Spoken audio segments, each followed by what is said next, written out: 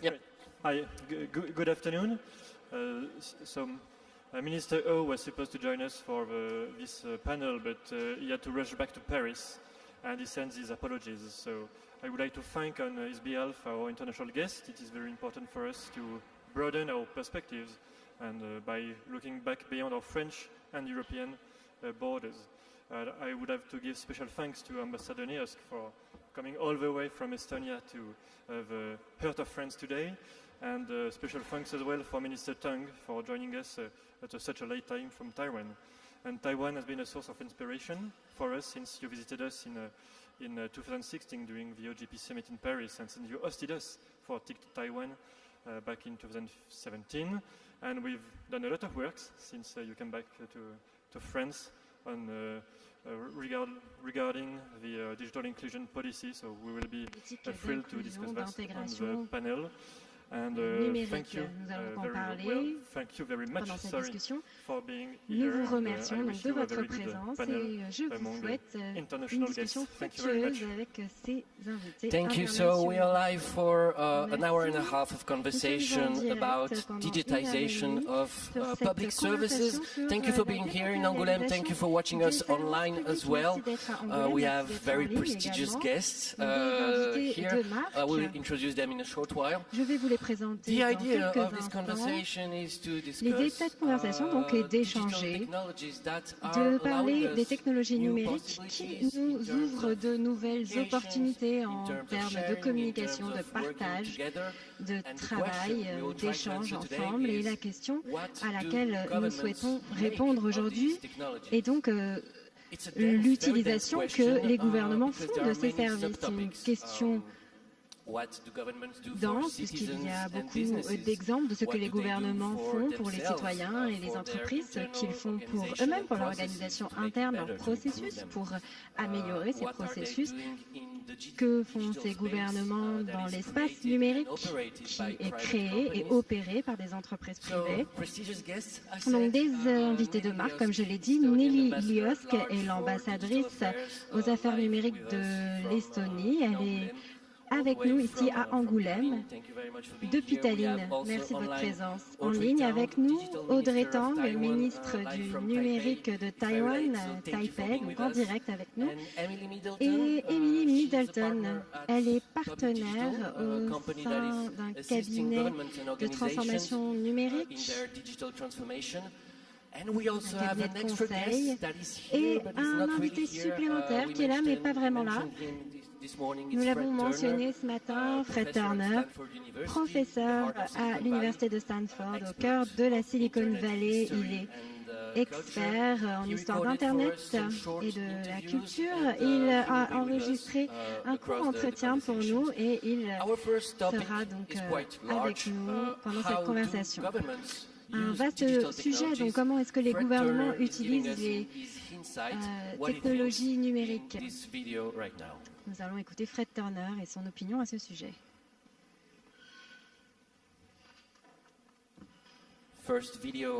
Première vidéo donc, de Fred Turner. I think the most important thing to understand is that different governments are using digital technologies differently, and even inside particular governments, different parts of the government are using digital technologies differently. The American case is the case I know best. And, you know, in the 1960s, it was the American state that sponsored the development of the Internet. In the early 1990s, they turned the Internet over to the corporate sector, by and large, at least the Internet backbone, and that has resulted in a privatized Internet that is nonetheless used by everyone. So that exists right alongside a much more targeted use of state power using digital media. So we have a separate military network. We have collaborations between the state and surveillance organizations that are private firms for surveillance purposes. We have concentrated voter databases that are then used to make policy. And all of these are relatively separate operations. These kinds of separations occur in other states as well. You know, the Chinese operation, the Chinese state, mainland China, has done a series of very complex, very rich kind of social interventions in their internet space. Other countries have done things in other ways. A couple of points I think are essential. First, nations and nation states work with digital technologies in terms set by the nation, the state, and their needs more than by the possibilities of the technologies themselves. Technologies have a wider range of possibilities. What constrains those is state policy and national culture. I think that's really important. Second thing that's important, states don't act universally, and digital technologies aren't universal. States are made up of many different institutions, each of which might have its own agenda and might use digital technologies differently. Technologies themselves might also be very different. The kind of conversational space you might have imagined the internet as in the 1990s, may exist in some places, but the internet is also a massive system for surveillance, monetization, mapping social interaction, and different parts of states use those technologies and those affordances in different ways. Thank you. So, Nele, the first question is for you. Donc la première question vous est adressée. What are the current objectives of Nele, the quels sont les digital objectifs strategy of Estonia? actuels de la stratégie numérique de l'Estonie? Merci beaucoup. Certains de ces objectifs de notre stratégie numérique restent les mêmes qu'il y a 20-25 ans, comme j'en ai parlé ce matin, et j'aimerais souligner deux de ces objectifs. Les technologies numériques évoluent, la cible évolue, cela veut dire que nous devons reconcevoir nos activités en respectant donc ces objectifs. Donc, un de ces objectifs de garantir que chaque personne fait partie de la vie numérique. En 1996, quand on a introduit notre première initiative, elle faisait référence principalement à comment allumer son ordinateur, comment se servir d'un programme, mais c'est de plus en plus lié au comportement que l'on a dans un monde virtuel.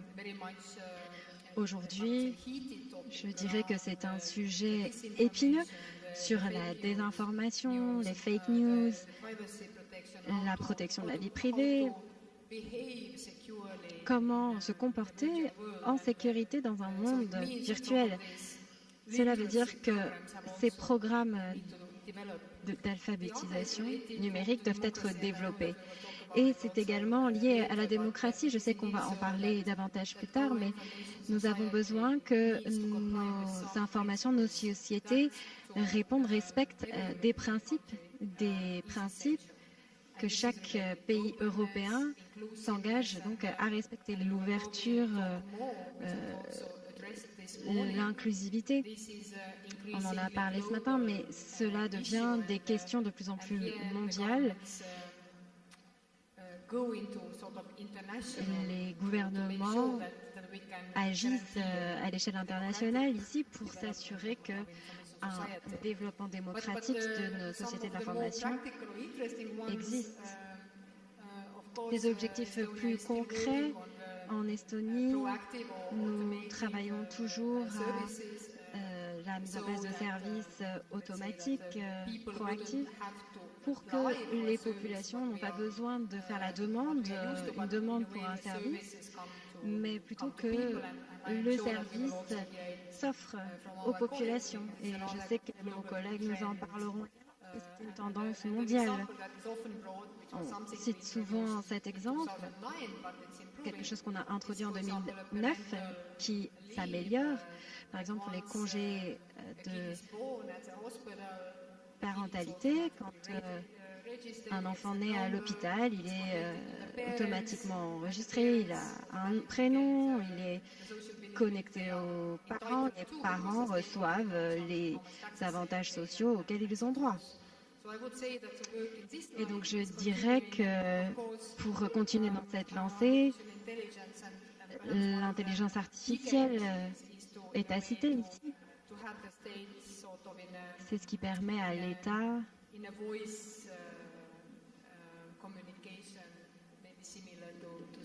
de peut-être s'exprimer un peu comme Siri. Les habitants, les populations n'ont plus besoin sauront vers quelle institution se tourner dès qu'ils auront un problème. C'est ce genre d'information qu'on essaie d'apporter. Et je vais m'arrêter là. Ce sont les principales tendances, je dirais. Passons à Taïwan. La même question pour vous, Audrey. Quelles sont vos priorités aujourd'hui? With no lockdowns and countered the infodemic with no takedowns. We now believe that our focus should be on building public digital infrastructures. That is to say, just like town halls, libraries, national parks, museums, campuses, and so on, there needs to be digital equivalents of those that are not controlled by qui ne sont pas contrôlés par le capitalisme de surveillance ou l'état de surveillance, mais plutôt le secteur social, comme on l'appelle ici. Nous avons développé des systèmes de vaccination, non pas en se fondant sur des technologies gouvernementales, mais des personnes qui travaillent dans le secteur technologique. Un mouvement qui s'intéresse à tous les services gouvernementaux qui n'apprécient pas, qui s'appelle gov.tw, g0v.tw, ce site, donc, qui permet d'atteindre un cabinet fantôme qui permet donc d'avoir des opinions parallèles à ce gouvernement. Au départ, il s'agissait d'une carte ouverte par la communauté et ces données sont devenues ouvertes et il y a eu des chatbots qui ont été créés à la suite de cela et les citoyens ont demandé cette fonction. Nous avons apporté cela en fournissant de l'open data. Il y a des centaines d'expériences supplémentaires qui existent pour essayer de visualiser cela différemment pour maximiser l'inclusion. Il ne s'agit pas donc d'un modèle qui est conforme à tous, mais un modèle qui permet une réalité numérique. Passons à Londres. Emily, vous êtes rendue à Madagascar, vous avez travaillé en Afrique. Vous pouvez peut-être nous donner votre point de vue sur la situation de Madagascar? Oui, c'est une question très intéressante. Fred nous a parlé du but de l'utilisation des technologies numériques par les gouvernements. Pourquoi est-ce que les gouvernements le font? Cela dépend du contexte. Je dirais que lorsque les services numériques du gouvernement britannique avaient choisi de le faire pour économiser de l'argent à l'époque, et également d'apporter un service aux citoyens. Et je pense que ce qu'il y a d'intéressant avec notre travail avec Madagascar, c'est que les motivations sont différentes. On met l'accent sur la lutte contre la corruption, l'amélioration de la transparence, et bien sûr, il s'agit d'améliorer la qualité des services publics, mais on met l'accent également sur un accès facilité pour les citoyens ou des personnes qui se trouvent en zone rurale. 80% de la population à Madagascar qui est répartie sur l'île, dans des zones rurales, également améliorer l'économie numérique, travailler davantage de manière collaborative et également réfléchir à la manière dont les gouvernements dans le monde entier changent leurs priorités depuis la pandémie. Le numérique permet une relance économique, le rôle que le numérique joue dans cette relance et améliorer la résilience des services publics dans le cas de confinement, d'autres confinements ou d'autres situations d'urgence. Écoutons l'opinion de Fred sur l'utilisation des États-Unis des technologies numériques aujourd'hui.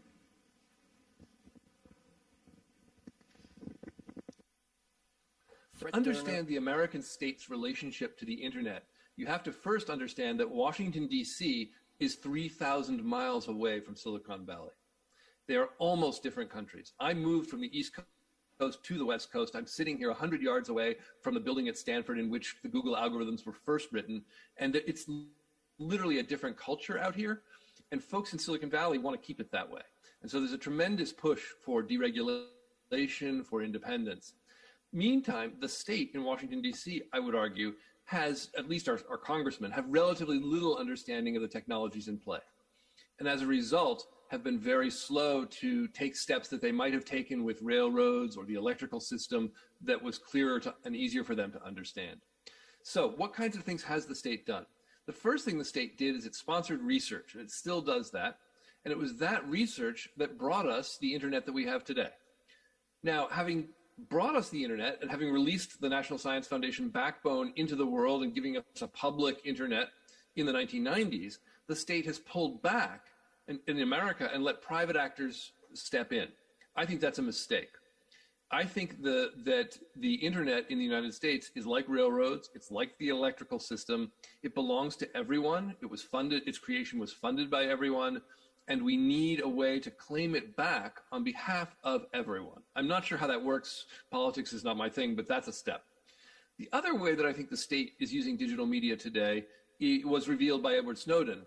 And as we've gone forward from that early internet moment, different parts of the state have taken up digital technologies to fulfill their missions. So the surveillance apparatus of the state, the CIA, the FBI, clearly use digital media to do their work, much like Facebook surveils its users to do their work. Different kinds of profit, different kinds of motives, but very similar. By the same token, you see the General Services Administration, not widely known, but actually really important, building a website that helps Americans access and understand the services that their state provides. And this is incredibly important at a moment when democracy is under attack. Actually showing citizens what they get from their government using the web is really powerful. Creating a decent, easy-to-use interface that lets people access services, absolutely critical. And I think that's really, really important. So the current internet and the current use of digital technologies, I think, is shaped not by states at large, but rather by the parts of states that are trying to fulfill their mission using digital technologies. And I think that work can be much more public-facing. And I think the design of interfaces is absolutely key for that purpose. So here, Fred is raising an interesting point. Fred souligne un point intéressant ici. J'ai discuté avec Mark Bracken qui travaillait pour le gouvernement britannique pour les affaires numériques. Et il disait que les gouvernements devraient concevoir des services et non des politiques. Que pensez-vous de cela, Nelly? Oui, bien sûr. Les politiques doivent donner une direction ou peut-être aider à combler certaines lacunes gouvernementales. Mais quand on pense au développement de services, nous devons suivre une orientation différente. Nous devons réfléchir aux répercussions au niveau personnel. Et là, on ne peut pas vraiment se tourner vers des stratégies. Mais en tout cas, au niveau des administrations publiques, nous avons besoin d'un développement agile, un développement qui permet de fixer des directions, mais des directions qui peuvent ensuite évoluer. Ce sont des questions qui se complètent. Quand on parle de services, on veut mettre en place des services pour rendre la vie des populations plus facile, plus confortable. On le fait donc à travers des services ou en les impliquant dans ce que nous faisons. Audrey, une question pour vous. Est-ce que vous travaillez avec la société civile, avec des experts qui viennent de divers horizons? Alors, je travaille pour la population, les gens, mais avec les gens. La plupart de nos nouvelles idées de conception proviennent de la société civile, ou de ce que j'appelle le secteur social. Notre système, en général, était dédié à l'utilisation en bureau et non pas par mobile. Et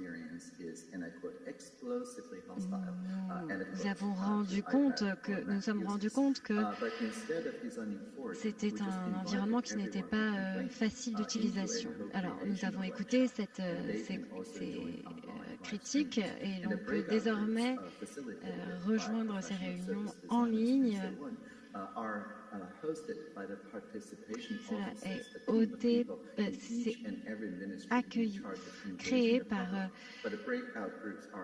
des groupes qui sont présidés par la participation de responsables, et pas le ministère des Finances. Et quand on parle des affaires liées à la vie marine, alors c'est un autre ministère qui est impliqué. Les responsables des affaires océaniques en général prennent la place du contribuable, et quand on se met à la place des personnes qui s'impliquent dans la vie océanique, alors ces personnes-là sont au plus proches de leur population, on trouve le bon langage, les bonnes connaissances pour s'assurer que leurs idées sont concrétisées. Donc nous avons reconçu de manière collaborative ces procédures. 96% de ces services sont devenus numériques, et donc d'autres systèmes comme les systèmes de vaccination ont été co-créés. Et cela est le cas dans les 32 ministères de Taïwan. Et Mimi, revenons-en à Madagascar.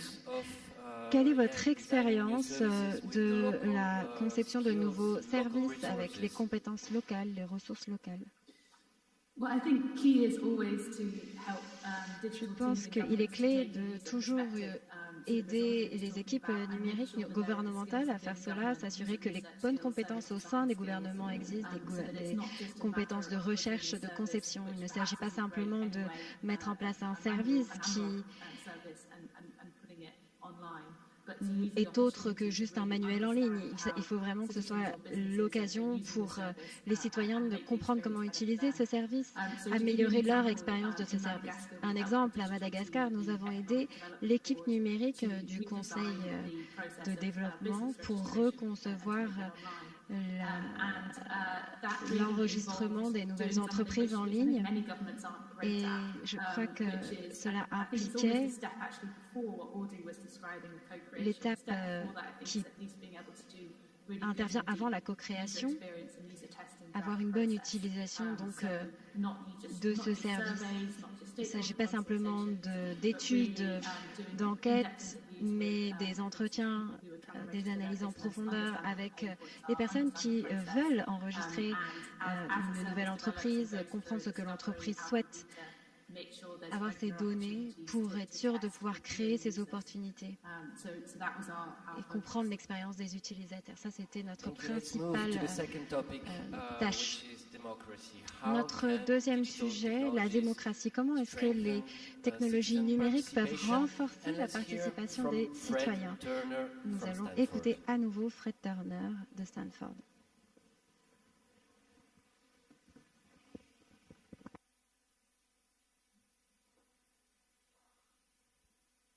Fred?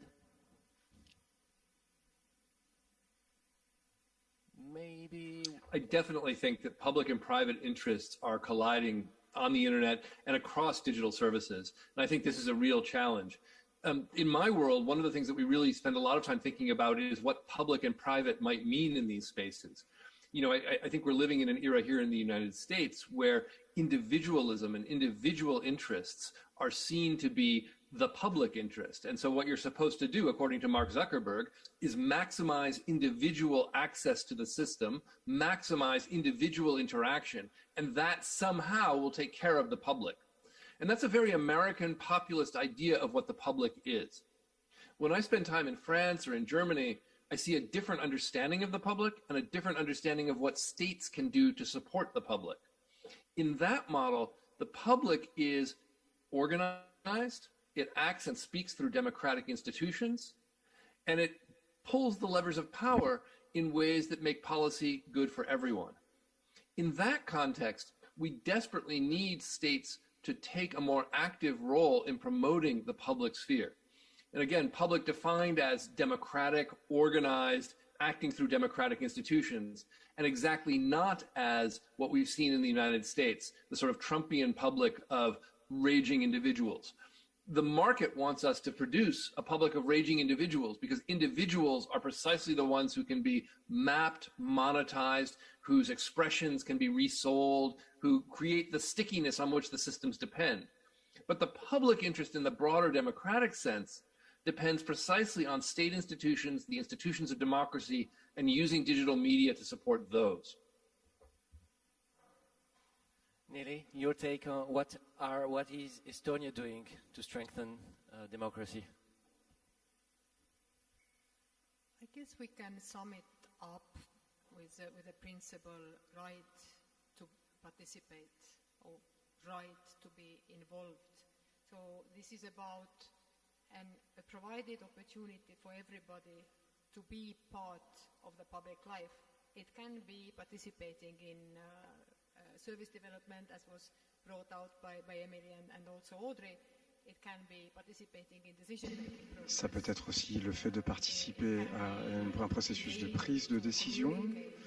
Ça peut être aussi le fait de pouvoir communiquer avec son gouvernement. Ça peut être énormément de choses.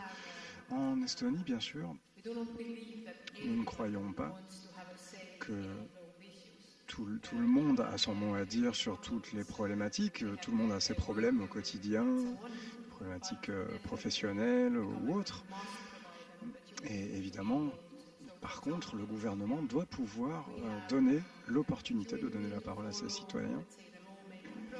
Par exemple, pour tout ce qui est suivi de la promulgation de lois, et aussi l'investissement dans la mise en place de ces mesures, et que ce soit au même niveau que le gouvernement, et qu'on puisse émettre des commentaires. Évidemment, tout le monde ne va pas utiliser ce genre de ressort, mais en tout cas, l'opportunité est là. Et auparavant, en Estonie et en Europe, de façon plus générale, je dirais, on parlait du développement des services, les gens participaient, il y avait plusieurs institutions qui participaient. Je vois ceci qui est en train de changer les choses, finalement fusionnent un petit peu. Et finalement, pour l'utilisateur final, ça n'a pas vraiment d'importance. Il ne voit ça que sous le prisme de l'influence mutuelle de l'expérience utilisateur. Il y a beaucoup d'éléments. Et ce que disait fait, c'est-à-dire que la sphère publique et la sphère privée on va dire, s'influencent de plus en plus. La frontière est de plus en plus ténue et ça, c'est de plus en plus difficile pour les gouvernements puisque ce qui se passe avec Facebook, par exemple, ou sur d'autres plateformes, commence à avoir une influence sur ce qui se passe dans la sphère publique et vice-versa. Donc voilà, ce sont, je dirais, des défis à relever pour les gouvernements. La même question pour vous, Audrey? Eh bien, je dirais que la démocratie à Taïwan, qu'on est devenu une démocratie un petit peu plus tard que le reste du monde occidental, eh bien, c'est une démocratie technologique. Et notre approche, c'est que notre démocratie s'améliore lorsque les citoyens y participent à son amélioration. Et nous concevons la démocratie comme quelque chose de continu, c'est-à-dire que n'importe qui peut prendre son téléphone et nous appeler au numéro dédié pour nous partager les retours et les commentaires qui nous permettront d'améliorer les choses et qui nous permettront de diffuser des choses différentes à la prochaine diffusion. Et évidemment, pour le gouvernement, c'est quelque chose de très important puisque en fait, ce service numérique est quelque chose qui est mis à disposition de tous. Moi, je me définis comme un représentant de la vie publique au service de la vie publique, puisqu'il y a des budgets Et très souvent, ces budgets sont donc sont remis en question. Et donc il y a ces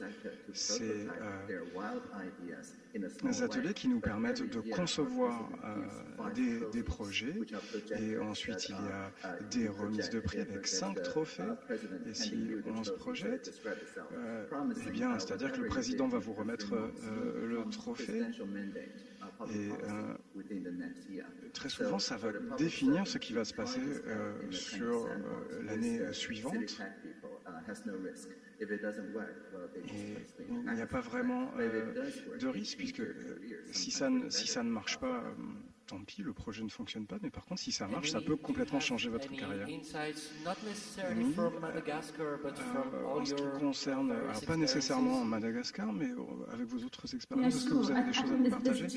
Bien sûr, je dirais qu'il y a deux éléments, il y a deux façons dont la technologie numérique peut influencer la démocratie. Très souvent, ça nous permet de travailler de façon plus transparente et de façon plus ouverte, c'est ce que Néo le disait, en ce qui concerne le changement des services publics. Et ça peut être par exemple l'encodage de façon ouverte et aussi de bloquer certains éléments. Il y a beaucoup d'exemples au Royaume-Uni, à Taïwan et aussi en Estonie où les gens ont pu contribuer à l'encodage ou des suggestions de la part des citoyens.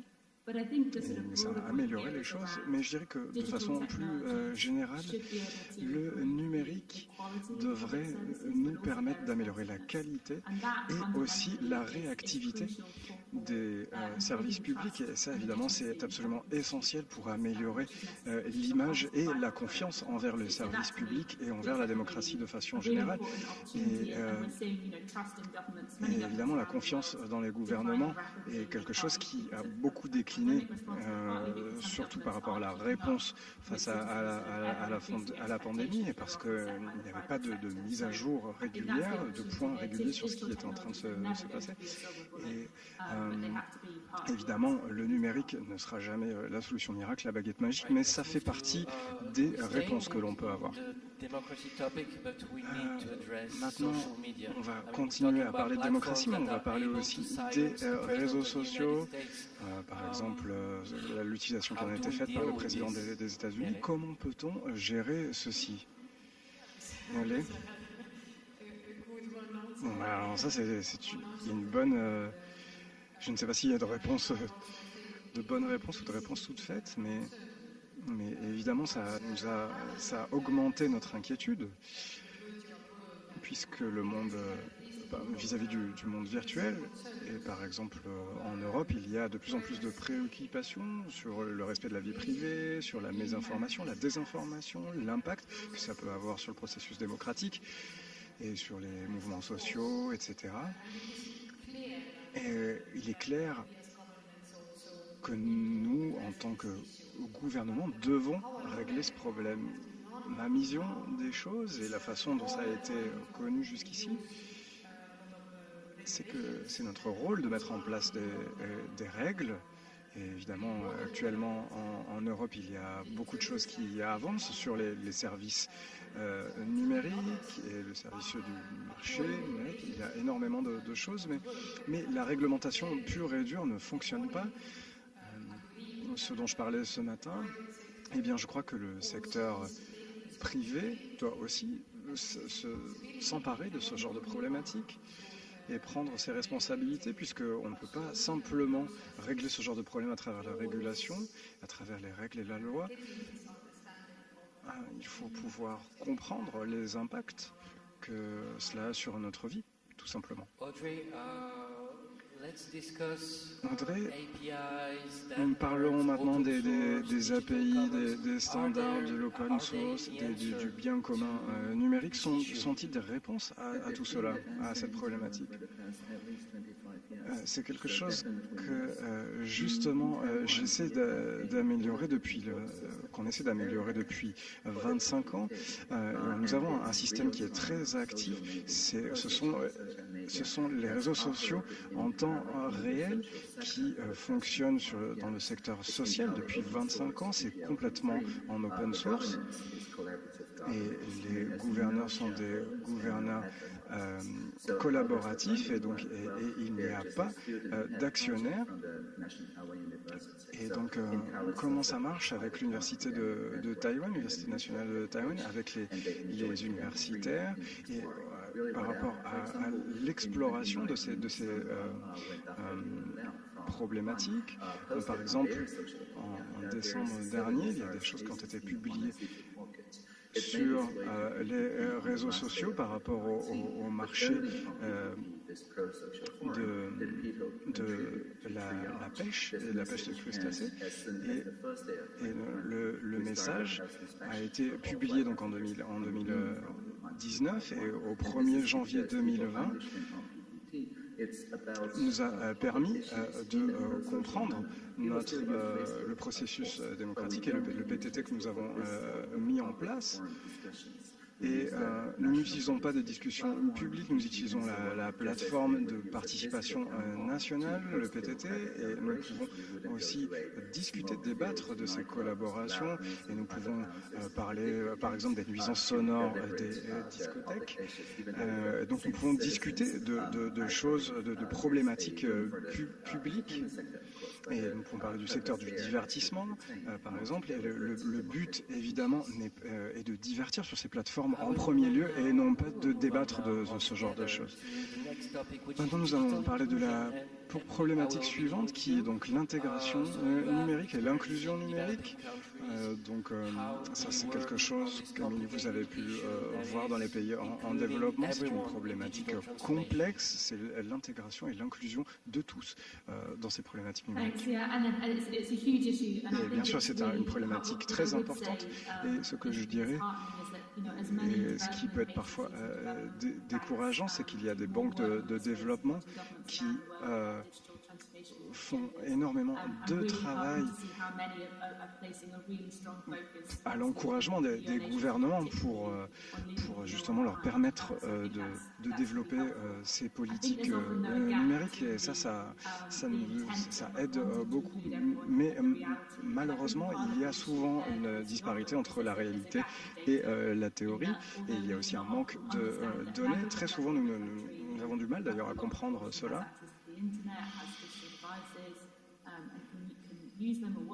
Et utiliser les données est quelque chose, c'est assez difficile de comprendre comment utiliser les données, par exemple pour les groupes de minorités ethniques, pour les femmes, etc.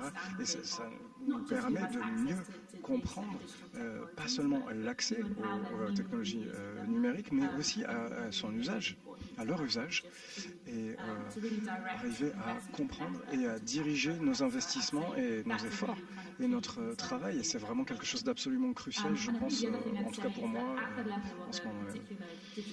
Et en ce qui concerne les services numériques, je pense que tout ceci, on revient à ce que l'on disait au départ, c'est-à-dire de faire les recherches appropriées. Et évidemment, le service public ne sera pas quelque chose qui sera 100% numérique. Ça ne sera jamais le cas. Il y avait ce programme Rainbow. Il y a ce programme Rainbow qui nous permet un accès fantastique aux informations, et on peut le faire aussi depuis un téléphone mobile. Et il y a aussi des points d'information. Un réseau qui permet aux gens qui n'ont pas accès à Internet d'avoir accès aux services numériques de l'État. Donc là, par exemple, ça peut être une façon innovante de mettre à disposition les services numériques et de pouvoir inclure tout le monde. Ce n'est pas simplement de donner accès à Internet pour tous. Et en ce qui concerne l'Estonie, comment ça se passe concernant l'intégration et l'inclusion numérique? Eh bien, on fait de notre mieux, je dirais. Et comme je le disais auparavant, l'intégration et l'inclusion numérique est quelque chose qui a changé. La définition a changé. Nous avions des grandes campagnes où nous formions littéralement 10% de notre population chaque année sur certains aspects du numérique, le fait de pouvoir utiliser Internet, un ordinateur, etc. Et on le faisait que ce soit... Ça, c'était financé par le secteur privé surtout. Et l'idée est aussi de passer par les secteurs privés pour s'occuper des secteurs publics. Très souvent, les gens avaient recours à des outils du secteur privé. Donc, nous avons utilisé cette coopération pour réduire cette fracture. Mais ce qui se passe aujourd'hui, ce n'est plus une question, je dirais, de savoir comment utiliser un ordinateur, avoir accès à Internet ou un téléphone mobile, par exemple. En tout cas, je dirais, dans la majorité du territoire européen, sur la majorité du territoire européen, ce n'est plus le cas. Mais il y a une question de savoir, de compétences. Très souvent, nous savons comment préparer les gens à ces compétences. Par exemple, dans le service diplomatique où je travaille, quelles sont les compétences numériques qu'un diplomate a besoin d'acquérir? Et l'utilisation d'un ordinateur, non, certainement pas. Des choses qui sont essentielles pour l'Estonie et pour l'Europe, pour pouvoir représenter notre pays et ses problématiques. Ça, c'est simplement un exemple, mais il peut y avoir d'autres choses. Ça peut être dans d'autres contextes. Et je pense que ça, c'est vraiment un défi très important. Audrey, quel est votre avis là-dessus pour Taïwan? Eh bien, je comprends que l'illettrisme est très important, l'électronisme, et je faisais partie, avant de rejoindre le cabinet ministériel, d'un institut de recherche à ce niveau-là, puisque si on se base sur le fait que l'accès à Internet est un droit inaliénable, un droit humain, comme c'est le cas à Taïwan, eh bien, ça requiert aussi une contribution aux médias, changer le récit pour que les gens se sentent capables et les jeunes étudiants se sentent capables et sentent qu'on leur donne la capacité de faire les choses. Mais ce n'est pas inclusif, je dirais, c'est plutôt diversifié. Quand il y a 20 langues différentes dans un pays, par exemple, quand il y a différentes cultures, il faut pouvoir vérifier les faits. Il y a plusieurs candidats à la présidentielle lorsqu'ils font des discours. Et très souvent, ils co-créent et ce sont eux qui regardent les interviews de ces candidats. Ils peuvent vérifier les faits qui sont avancés. Nous allons maintenant parler de la quatrième problématique. Avant de donner la parole à notre public ici dans la salle, nous allons parler de la coopération internationale. Je vais recommencer avec vous, Émilie, puisque c'est votre travail. Le fait de pouvoir partager votre expérience et votre expertise dans les pays en développement. Est-ce que vous pouvez nous parler un petit peu plus de cela? Quel est le meilleur modèle, selon vous, à partager lorsque l'on partage notre expertise numérique pour les pays en développement ou les pays qui en ont besoin, en tout cas? Oui, merci. Une chose que nous faisons chaque année, c'est d'utiliser des DVD et nous utilisons ça dans des écoles et ça nous donne l'occasion d'enseigner le numérique avec des gens qui le font de la façon la plus bienveillante possible, de parler des défis. Et très souvent, cela nous mène à des collaborations et aussi à travailler sur de l'encodage à travers un encodage sans frontières avec cette plateforme Motify qui a été adaptée en Australie, en Nouvelle-Zélande, au Canada et dans d'autres pays. Et il y a vraiment un espace dédié pour que tout le monde puisse gérer les choses, pour les gestionnaires de projets, etc., et les chefs de projet. Et il y a un autre élément qui m'exalte beaucoup, c'est vraiment avec Digital Public, c'est les infrastructures, donner plus de structures et se concentrer plus sur les investissements. Les gouvernements ne sont pas en compétition, ils sont là pour fournir un service, pour pouvoir renouveler son passeport, son permis de conduire, etc. Donc il y a énormément de choses à faire à ce sujet-là pour réutiliser les codes. Et notre travail de Digital Public et de nos alliances est absolument exaltant ce niveau-là. Et s'il y avait d'autres choses à faire pour réduire la fracture, il s'agit d'électronisme, mais c'est aussi partager notre expérience, notre expertise avec les gouvernements, avec le la gestion de projets, la technologie. Ça, c'est quelque chose sur lequel on se concentre beaucoup. Et je pense qu'il y a des programmes absolument fantastiques au niveau national. Et j'imagine que le public que vous avez dans la salle seront intéressés par cela, puisque vous essayez d'attirer des gens qui sont spécialisés là-dessus et au-delà des frontières, je dirais. Et on ne parle pas vraiment de transfert de technologie du nord vers le sud. C'est beaucoup plus. On essaie de trouver aussi des praticiens, des spécialistes aussi dans le sud global. Et donc je pense que ça peut être un effort concerté pour trouver des spécialistes du numérique pour les gouvernements. Ça, c'est quelque chose qui va pouvoir beaucoup nous aider. Nelly, est-ce que vous souhaitez parler de tout cela? Disons qu'on pourrait en parler pendant des heures, mais je dirais que la diplomatie numérique est quelque chose qu'il faut aborder. C'est quelque chose qui augmente de plus en plus.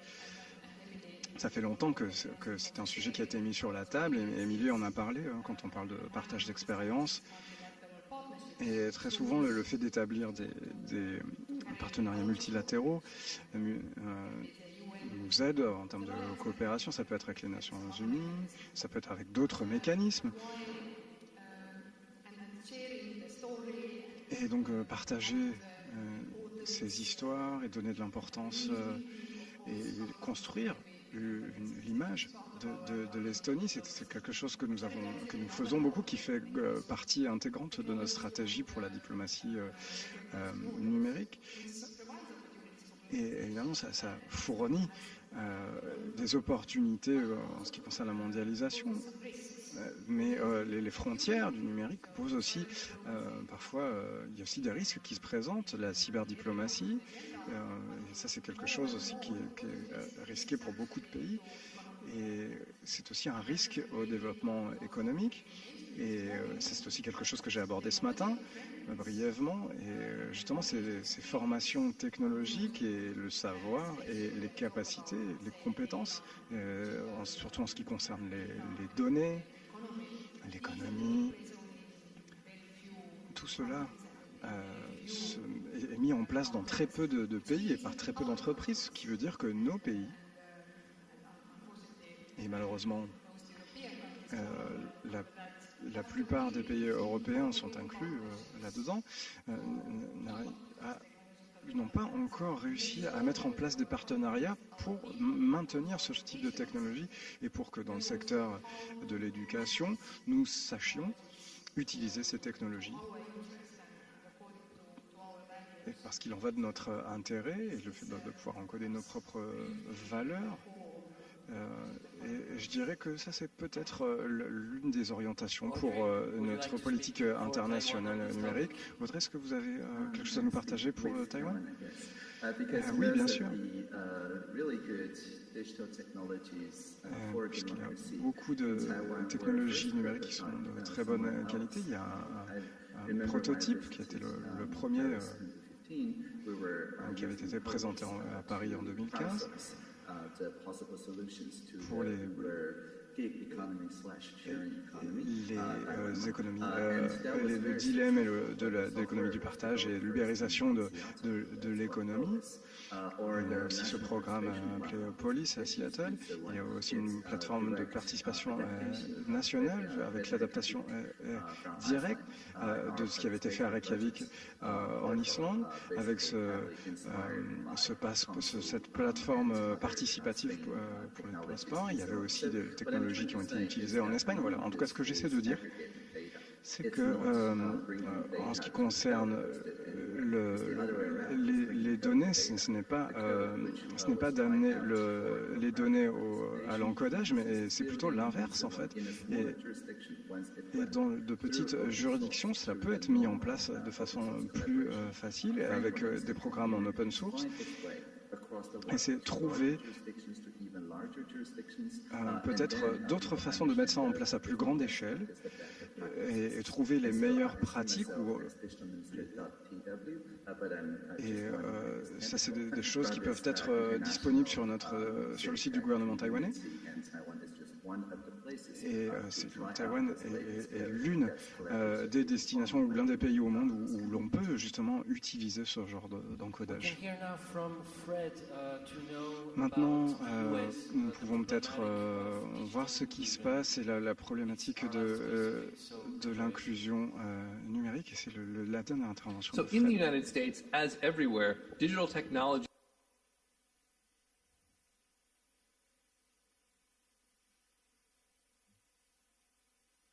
Let's try it again.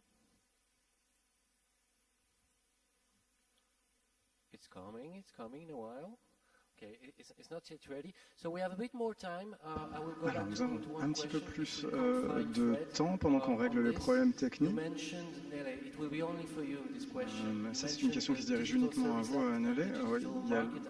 Il y a la loi du marché numérique et des services numériques dont vous avez été en charge. Est-ce que vous pouvez nous en parler un petit peu plus? Eh bien, c'est garantir que ces endroits et ces espaces virtuels sont des espaces où tout le monde se sent en sécurité. Bien sûr, il y a énormément de nuances à cela.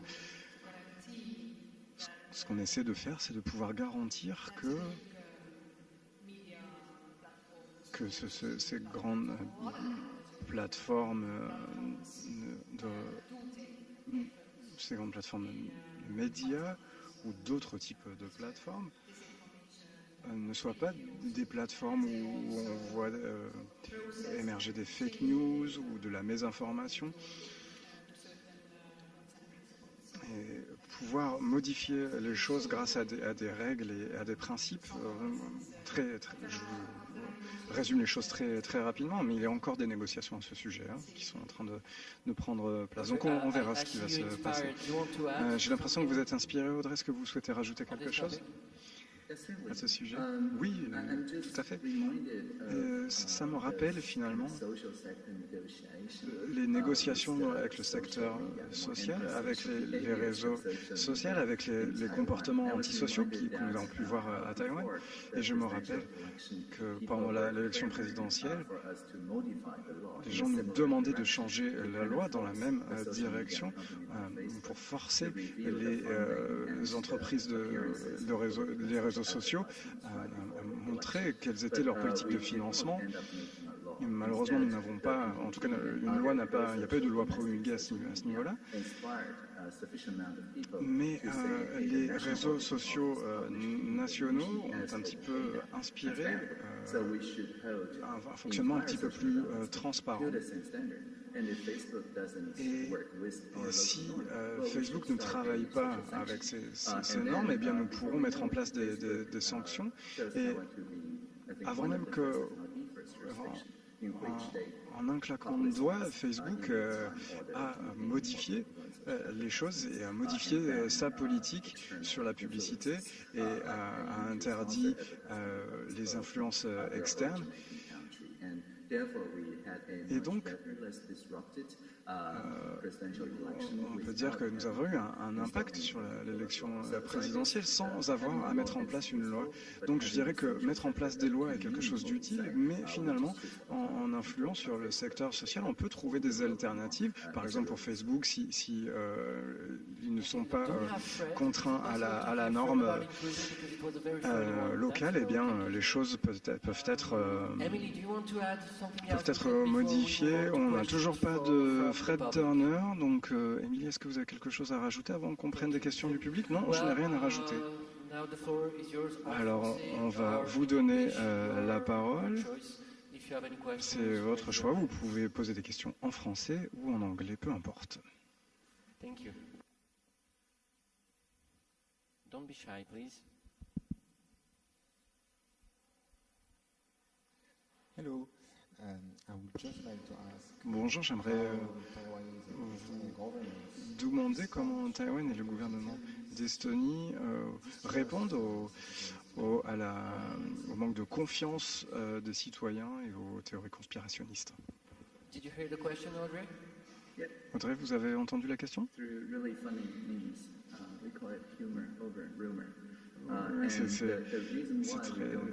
C'est très marrant. Nous, ce qu'on essaie de faire, c'est d'utiliser l'humour pour contrecarrer les rumeurs. Et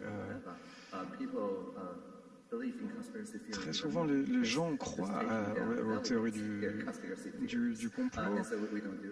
Donc, nous utilisons des notices et des publics, des notes publiques. Nous utilisons aussi des chats et des conversations où l'on peut signifier et identifier des conversations. Donc, par exemple, aussi quand il y a aussi c'est un petit peu comme des virus ou des arnaques, c'est tout simplement en mettant un petit drapeau. Et lorsque les gens commencent à faire ça, nous avons un signal qui nous montre quelles sont les tendances. Et nous en recevons 2 ou 3 par jour. Hein. Et très souvent, il y a des tendances qui deviennent un petit peu virales et on essaie d'engager et d'impliquer les gens afin de travailler avec des humoristes pour parler de ces théories du complot et les tourner, en tout cas les traiter avec humour. Et très souvent, la parodie devient plus virale que la théorie du complot initiale. Et évidemment, on vérifie aussi toutes les informations et c'est aussi à travers ces petits sujets avec humour qu'on arrive à désamorcer finalement. Est-ce qu'il y a d'autres questions peut-être peut-être qu'on peut vous poser la question. Est-ce qu'il y a aussi ces problématiques de théorie du complot en Estonie ? Oui, merci pour votre question. Notre gouvernement n'a pas cette expérience de théorie du complot, mais effectivement, nous éduquons notre population en école. On apprend comment il faut vérifier les informations. Nous travaillons sur l'alphabétisation digitale. Je ne vois pas de signe à cause des théories du complot sur les effets secondaires de la vaccination. Nous avons une population qui est à 60% vaccinée. Je ne pense pas que ça va augmenter, mais c'est notre moyen de donner une voix à tous les citoyens. C'est une manière, effectivement, d'agir de manière démocratique, mais effectivement, ça a des conséquences, des effets. Nous avons établi une relation de confiance dans le domaine du numérique, parce que pendant les 20-25 dernières années, les citoyens ont fait partie d'un monde virtuel qui leur facilite la vie, qui fonctionne bien et qui permet de leur procurer une expérience positive dans la sphère du numérique. Et les scandales auxquels vous avez fait référence et bien d'autres, et les théories du complot, n'ont pas réellement affecté la population estonienne et son utilisation des outils numériques, des solutions numériques. Par exemple, le vote par Internet, cela a été attaqué, cela a été le sujet de nombreuses théories, mais le vote par Internet n'a fait que croître, son utilisation n'a fait que croître. Voilà, il y a des manières de surmonter ces théories du complot. Une autre question de la part du public ?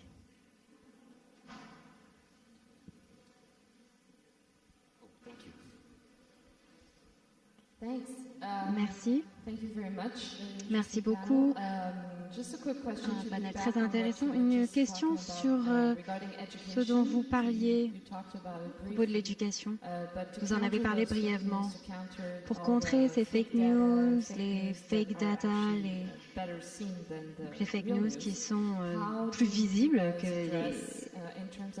les actualités de sources sûres, comment est-ce que vous pouvez éduquer les jeunes générations à cela qui vont devenir donc les futures générations?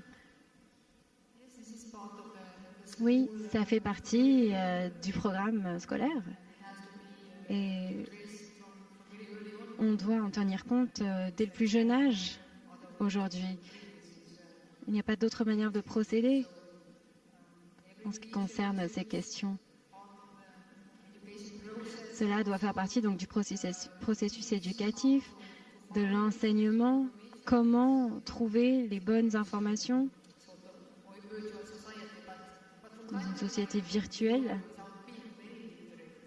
Et de temps en temps, on tombe encore dans le piège, même si l'on est extrêmement expérimenté. Je ne pense pas qu'on soit protégé de manière définitive. On doit se rappeler, toujours avoir en tête qu'on peut tomber dans le piège et apprendre de cela. Audrey, est-ce que vous avez la même réponse à cette question? Je suis d'accord sur le fait que l'éducation de base est essentielle, mais j'aimerais ajouter que dans notre éducation civique, en école primaire, école secondaire, les étudiants ont des devoirs sur la population populaire, les politiques populaires, les initiatives. Un quart de nos initiatives de participation proviennent de personnes qui ont moins de 18 ans, qui sont mineurs. Et c'est important parce qu'ils commencent par exemple à poster photos montrant les dégâts sur l'environnement. On commence un mouvement ainsi. Et au lieu de manifester le vendredi, par exemple, ce qui est une très bonne solution également, ils peuvent également s'organiser en ligne et voir que leurs idées sont ensuite transformées en initiatives.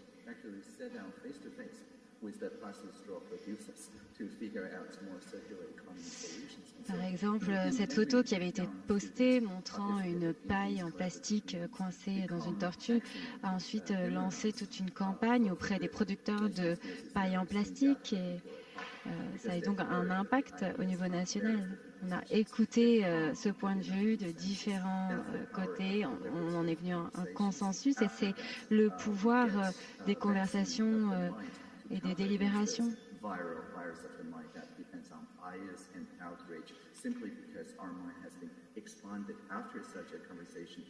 C'est grâce à ces conversations donc qu'on va pouvoir prendre en compte la multitude des positionnements qui existent. Émilie, une contribution par rapport à la situation du Royaume-Uni sur cette question? J'espère que ce n'est pas une question piège pour vous. Non, je pense que ce que le Royaume-Uni a fait de bien, et je crois que ça a inspiré d'autres gouvernements, c'est d'expliquer clairement ce qu'est l'information gouvernementale britannique. Créer un domaine gouvernemental gov.co.uk, ce qui permet donc de rassembler tout dans ce même domaine pour éviter la confusion. Je pense que ça a beaucoup aidé également à ne publier qu'une vérité et nous avons constaté que dans d'autres pays, il y a pu y avoir des cas de désinformation sur la Covid-19 et très souvent, c'était dû à des PDF, des sites copies qui avaient été partagés par WhatsApp ou d'autres plateformes et donc c'était très difficile de comprendre quel était un document authentique gouvernemental et ce qui était faux. Et donc je pense qu'il y a, en plus de l'éducation, plus d'initiatives que le gouvernement peut mettre en place pour stipuler clairement quelles sont les informations en ligne publiées par le gouvernement. D'autres questions? Alors, j'ai peut-être une question, en effet. Je réfléchissais aux limites de la dématérialisation, de l'exemple de Toronto, où les citoyens étaient contre un projet de Google. Est-ce que vous avez connu de telles choses dans vos pays où, dans l'intérêt public ou privé, les projets se développent trop rapidement et les citoyens ne veulent pas que cela continue à cette vitesse-là, cette vitesse de dématérialisation? Est-ce que vous voyez cela se produire dans vos pays? Est-ce que vous prêtez attention à ce mouvement? Je crois que la Covid était l'expérience qui a été faite ici, que nous avons besoin de contact humain et que le numérique ne peut pas compenser ces interactions humaines. Mais pour répondre à votre question, non, nous n'avons pas connu cette expérience. En tout cas, je ne suis pas au courant. Il peut en effet y avoir une certaine lassitude. Une lassitude d'un point de vue général, mais les citoyens sont habitués à l'utiliser, donc cela fait partie de leur vie. Au sein du gouvernement, on s'est posé la question suivante. Pendant combien de temps allons-nous pouvoir apporter ces services, offrir ces services au niveau numérique et non numérique? Nous savons que cela représente des coûts conséquents aussi de faire passer tous les services en numérique. Audrey, est-ce que vous avez eu cette expérience à Taïwan, des oppositions de la part de la population sur des services innovants? Oui, beaucoup. Nous offrons ces solutions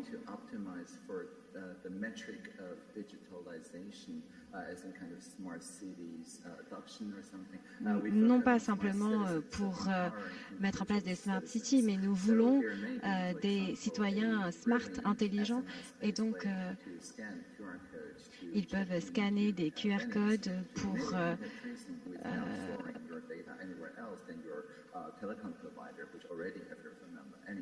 faire le choix également de ne pas stocker leurs données. Par exemple, on ne force personne à le faire. Donc si les citoyens préfèrent, ils peuvent utiliser le papier, un stylo, ils peuvent y tamponner leur nom, leur numéro de téléphone s'ils souhaitent. L'idée de la pluralité, c'est de se concentrer sur l'expérience humaine, une expérience qui permet aux citoyens de s'adapter à la technologie. Et c'est la technologie qui s'adapte aux populations, aux citoyens. Alors évidemment, il y a des oppositions face à ces services numériques, mais parce que rien n'est obligatoire, alors on peut ne pas l'utiliser, avoir accès à ces services d'une manière différente. C'est une manière très gracieuse d'introduire l'utilisation des services numériques. Alors, je ne crois pas qu'il y a d'autres questions, mais j'en ai une. Ce matin, nous avons vu une vidéo du ministre de la ministre de la Transformation en France. Elle a dit que 70% des interactions entre les citoyens et le gouvernement français étaient faites en ligne. Un KPI très intéressant et une manière intéressante de mesurer la dématérialisation d'un gouvernement. Est-ce qu'on a ce chiffre également en Estonie? Est-ce que vous faites mieux? Alors, je ne sais pas, je n'ai pas cette statistique. Mais je sais que 99% des transactions et des services peuvent être effectués en ligne. Et je pense que la population est habituée à communiquer avec le gouvernement en ligne, mais je dois trouver cette statistique en effet. Audrey, est-ce que vous savez quelle est cette statistique à Taïwan? Je sais que plus de 82% de notre population comprend que leur participation quotidienne sur notre plateforme d'e-démocratie permet l'amélioration de nos politiques de manière positive. Il s'agit de faire confiance aux citoyens. Nous leur faisons confiance et nous avons ces 82% qui nous le renvoient également, qui nous renvoient cette confiance. Émilie, vous pouvez parler du point de vue du Royaume-Uni ou d'un autre pays où des services ont été fournis avec succès. Votre meilleur KPI. Moi, je vous renverrai la question. Quels sont les meilleurs KPI et indicateurs de performance clé? Moi, le modèle que je préfère, c'est le Bangladesh,